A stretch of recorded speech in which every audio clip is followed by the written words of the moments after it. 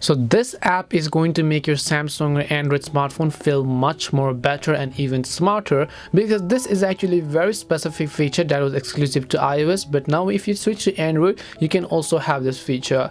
So normally when you just want to search for some applications and then you simply search for it, let's say you search for a specific app, it will show you the list of the apps and it will not show you what are the other results, right?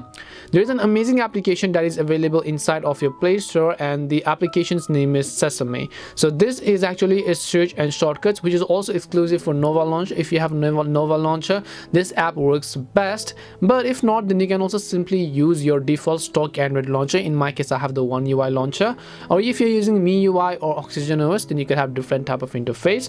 Once downloaded, just open it up and now you can see this is basically a search tool. Now basically what you want to do is you can simply search for any of the settings. So you can see setup, right? You can just click on the setup button by tapping the three dots, and then you can see One UI home detected. You can see other launchers, add widgets and screen edge or lock screen, and you can also go to permissions here. You can draw over other apps as well. So let me just tune on for Sesame, allow all the required permissions. Just click on the three dots, go to setup, go to permissions, and then also recommend usage stats. So click on that option, go to bottom, select this application again on the list, come back, and then if you want, now whenever you simply search for something inside of it, you'll also be able to see the results.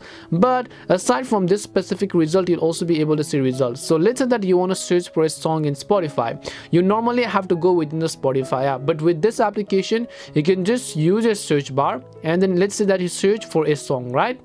If you search for a song and if it's not there, you can just click on the Spotify icon here. It will show you all of the results that is actually available inside of that Spotify app or that Netflix app or whatever else app that could actually be over there. So let me just come back and show you again. If I search for, let's say, a TV or series in Netflix, right? So let me just show you and search for any type of TV or movie series in Netflix.